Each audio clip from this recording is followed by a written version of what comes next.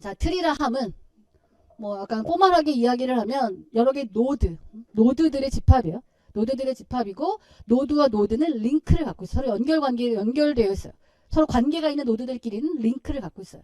그 링크는 트리를 어떤 조건으로 만드느냐에 따라서 링크의 의미는 다를 수 있어요. 아무튼 그림으로 나타내면 그 노드들이 존재하고 그 노드와 노드가 서로 링크로 연결되어 있습니다. 자, 그 다음에 트리는 중요한 거 뭐냐면 루트가 있어요. 대장. 나무가 바닥에서 이렇게 쭉 자라 올라가듯이, 뿌리를 기반으로 자라 올라가듯이 루트라고 하는 노드가 있고요. 그 다음에 루트를 제외한 나머지 노드들은 디스조인트한, 서로 겹치지 않는, 노드가 겹치지 않고 링크가 겹치지 않는 이제 그런 집합으로 나눌 수 있습니다.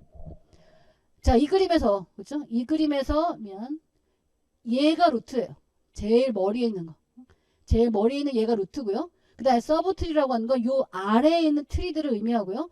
이 수박을 중심으로 보면 수박의 왼쪽에 또 하나의 트리예요. 서브 트리지. 부분 집합인 거니까. 또 이 오른쪽이 요렇게가 또 서브 트리야. 요 서브 트리에서의 루트는 얘가 되는 거고, 또 요 서브 트리에서의 루트는 얘가 되겠죠. 자, 그래서 여기 트리에서는요, 이 트리의 링크들을 쭉 따라가잖아요. 쭉 따라가면 결국 끝이 나와요. 사이클이 없어요. 또 뺑뺑 돌지 않아요. 뺑뺑 돌지 않고 루트로부터 임의의 노드로부터 링크를 쭉 따라가면 결국 어디선가 끝나요. 이게 트리의 굉장히 중요한 특징입니다. 자, 그 다음에 어떤 노드의 디그리라는 게 있어요. 디그리. 등급은 아니고 number of subtree라고 되어 있는데 뭐냐면 링크의 개수야. 이 바나나라고 하는 애가요. 교수님, 바나나로부터요 링크 어떤 선은요 3개인데요. 그럼 얘의 디그리는 3인가요? 아니에요. 얘는 여기서 나중에 그래프라는 걸 배우면 3이지만 트리에선 2야. 이거 왜냐하면 트리는요 페어런 뒤에서 이렇게 하는데 상하 관계가 있어요. 상하 관계가 있어서 나로부터 나의 아래로 내려가는 거의 개수가 디그리야. 근데 그래프라에서는 좀 약간 다릅니다. 근데 트리에서는 그렇게 정의합니다. 그래서 수박의 디그리는 당연히 2고요. 바나나의 디그리는 2입니다. 3이 아니에요. 파인애플의 디그리는 하나, 둘, 셋 해서 3개인 거야. 나로부터 내려가는. 트리는 성장하는 거야. 성장하는 방향으로 가는 링크의 개수가 나의 디그리인 겁니다. 그리고 터미널 로드라고 부르기도 하고, 리프, 나무에서 끝에 팔랑팔랑 이파리 더 끝엔 더 아무것도 없잖아요. 그렇죠? 그래서 이렇게 트리에서 더 이상 밑으로 내려가는 링크가 없는 얘네들을 터미널 로드, 끝이니까 터미널 로드라고 부르기도 하고, 나무의 이파리 같아서 리프 노드라고 부르기도 합니다. 끄덕끄덕. 어려운 개념 아니에요. 그렇죠? 자, 그 다음에 하이트. 트리의 키라고 하는 건 루트로부터 리프까지의 패스. 하나 링크를 따라서 따라가 보는 거죠. 패스라는 건 링크를 따라서 그 연결된 데를 쭉 따라가는 겁니다. 그래서 링크를 따라가서 가장 긴 길의 길이. 그래서 얘는 바나나, 블루베리, 복숭아면 하나, 둘, 셋이고요. 수박, 파인애플, 포도하면 2잖아요. 근데 가장 긴 거 3. 그래서 이 녀석의 뎁스는 3이다 라고 우리가 얘기할 수 있어요. 네, 트리의 뎁스가 있고요. 노드의 뎁스가 있어요. 각각의 노드는 루트로부터 얼마나 멀리 떨어져 있니? 라고 하는 게 그 노드의 뎁스입니다. 이렇게 치면 그치? 땅을 파고 들어가는 것 같이 보이잖아. 그치? 뎁스라는 표현을 쓰니까.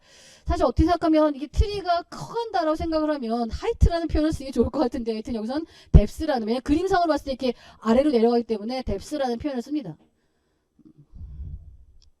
자, 그 다음에 아까 얘기했어.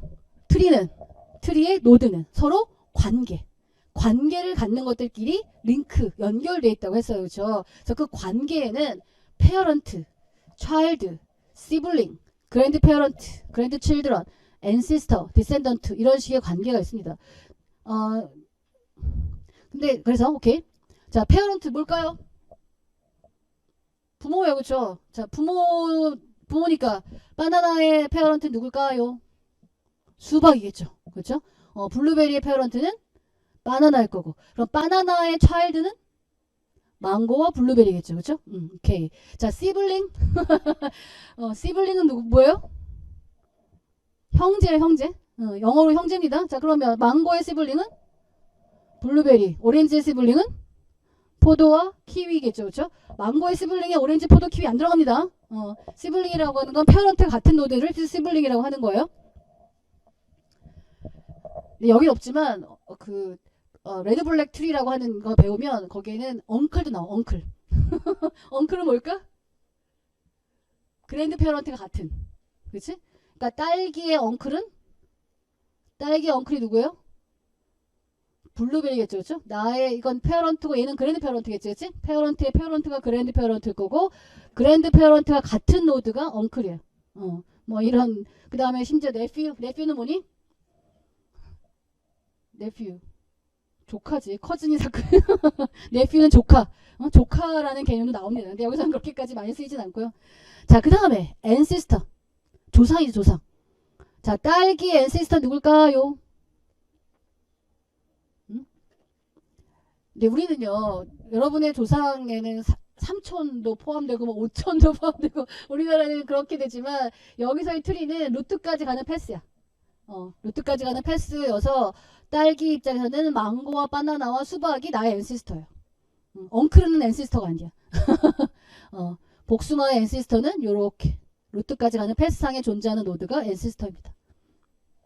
네, 디센던트는 바나나의 디센던트는 이 아래에 있는 노드 전체. 그러니까 바나나의 디센던트는 망고, 블루베리, 딸기, 복숭아, 사과 요 전체가 디센던트입니다.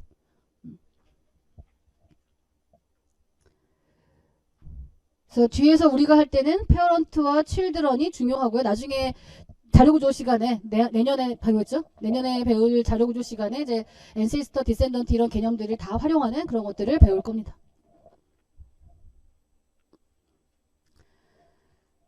자, 그래서 디시전 트리라 함은 디시전 내리기 위한 트리예요.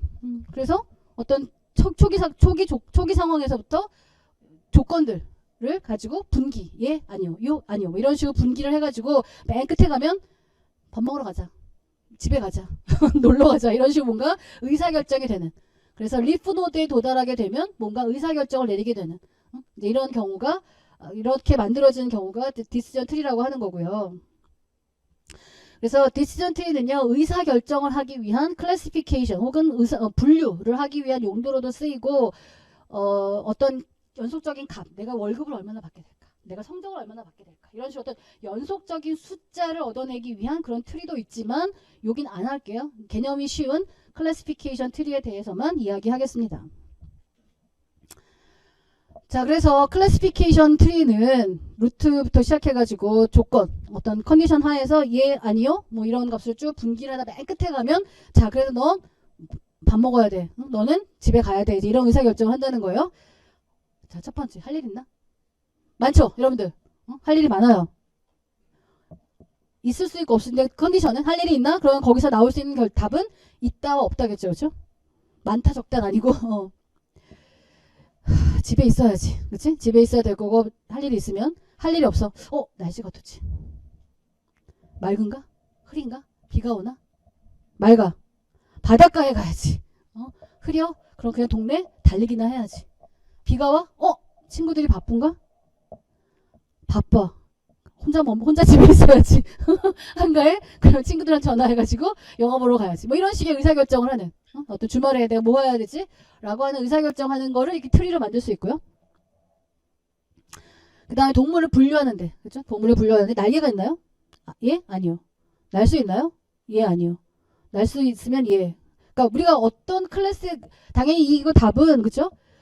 내가 갖고 분류해야 될 대상에는 매와 펭귄과 돌고래와 곰만 있다는 가정하에서인 거지. 그치? 그 가정하에서 요 각각이 갖는 서로 다른 특징들을 중간에 비교 대상으로 넣어가지고 이렇게 클래시피케이션, 분류를 할 수 있다라고 하는 겁니다. 그래, 어렵잖아. 그런 거네. 자, 그런데 이런 디시전 트리를 잘 만들어야 되겠죠. 디시전 트리를 잘 만든다는 건 뭘까? 어떤 트리가 잘 만들어진 디시전 트리일까?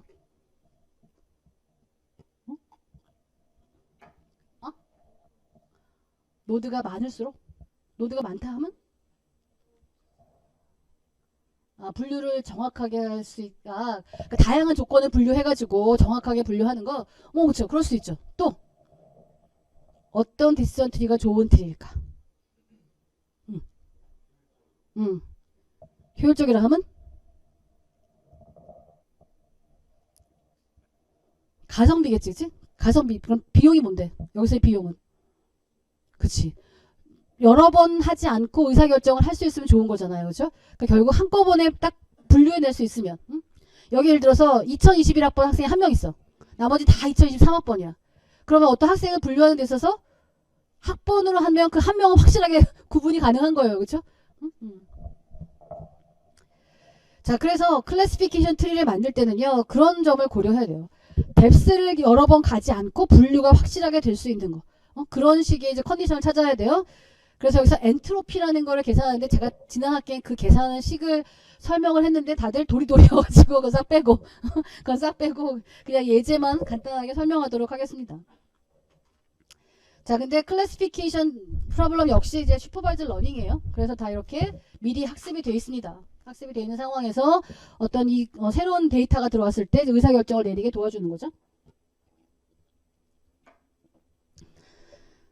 자, 그래서 이거는 어떤 사람이 스키를 타러 갈까 말까? 사람들이 스키를 타러 가나 안 가나? 라고 하는 이제 분류하는 건데요. 그래서 맨 앞에 건 스키장까지의 거리야. 두 번째 건 지금이 주말인가? 오늘이 주말인가? 세 번째 거는 날씨가 맑은가? 네 번째는 스키를 타러 가는가? 요 의사결정. 마지막에 스키를 타러 갈 것인가? 라고 하는 의사결정을 하고 싶은 겁니다. 자, 근데 스키장까지 너무 멀면 가기 싫고, 주말이 아니면 갈 수 없을 거고, 날이 흐리면 가고 싶지 않은 거고, 이제 이런 거죠. 사람에 따라서는 날이 흐리지만, 주말도 아니지만, 거리도 멀지만 가겠다는 사람도 있을 거예요. 그죠? 그래서 이렇게 분류가 됩니다. 이걸 가지고 디시전 트리를 만들면, 거리가 봤더니 거리가 가까우면요 다 가요. 거리가 가깝잖아요. 거리가 가까우면 뭐에 상관없이 다들 스키를 타러 가요. 그래서 첫 번째 거리를 비교합니다. 근데 거리가 100보다 큰 경우에는 주말이냐 아니냐. 주말이 아니면 거리가 100보다 큰 요 상황에서는요. 요 상황에서는 거리가 위켄드가 아니면 다 안 갔어요. 그래서 위켄드냐 아니냐를 가지고 분류를 하고, 위켄드인 경우에는 이제 써니냐 아니냐를 가지고 분류를 합니다. 그러니까 근데 처음부터 위켄드냐 아니냐로 분류를 했으면 훨씬 더 경로가 많아지는, 패스가 길어지는 수 있는데, 이렇게 한 방에 끝날 수 있는, 이렇게 한 방에 결론을 날 수 있는 아이템부터 끄집어내서 디시전 트리를 만들었다라고 하는 거죠. 자, 그래서 어떤 피처들을 사용해서 브랜치를 시작하면 좋을까? 비슷한 개수의 분류 데이터로, 그러니까 이거를 5대5로 나누는, 50% 나누는 분류는 굉장히 비효율적인 거예요. 그죠? 딱 극과 극으로 해서 분명히 갈릴 수 있는 건 분명하게 결정을 내리고, 그다음에 나머지 것들에 대해서 비교를 해야 되는 거고, 반반씩 나오는 거를 피처로 해서 중간에 비교하면 시간 낭비가 됩니다. 크게 차이가 나는 개수로 데이터를 분류하는 게 가장 바람직합니다. 자, 그래서 우리가 스키를 타러 갈 거니? 라고 하는 의사결정하는 데 있어서 우리가 볼 수 있는 피처로는 스키장까지의 거리, 오늘이 주말인지 아닌지, 그 다음에 날씨에 대한 거 정보 3가지가 있는 거고요. 그래서 의사결정을 빨리 할 수 있는 피처를 택하는 게 좋고요. 자, 초기에는 사실 여기서요. 만약에 모든 사람이 한 명만 스키를 타러 가지 않겠다라고 하면 그냥 처음에 그거는 그 사람은 처음부터 끝나는 거예요. 그렇죠? 걔는 아예 고려 대상도 안 되는 거죠. 자, 근데 이제 반반이니까 6대5의 비율이니까 이제 구분을 해야 되는 거야. 그래서 스노우 디스턴스로 했더니 100km보다 작은 경우, 100km보다 큰 경우에 대해서 예스가 4고요. 노가 빵이에요. 이거 너무 좋은 거예요. 한 방에 그냥 거리가 확정되면 이건 게임 더 이상 비교할 필요 없이 게임 끝나는 거야. 그러니까 얘가 1착으로 선택이 된 겁니다. 자, 그런데 만약에 위켄드로 하면 예스가 5, 그러니까 위켄드가 예스인 경우에 스키를 타러 가겠다는 사람이 5, 안 가겠다는 사람이 1명이에요. 한 번 더 비교해야 돼. 그렇죠? 그 다음에 위켄드인 경우가 위켄드가 아닌 경우에 예스인 사람이 1명, 노인 사람이 4명이에요. 그러니까 또 뭔가 다른 컨디션으로 예스일지 노일지를 구분해야 되는 거야. 스키도 마찬가지지. 스키도 마찬가지. 한 방에 끝나지 않은 날씨의 경우도 마찬가지.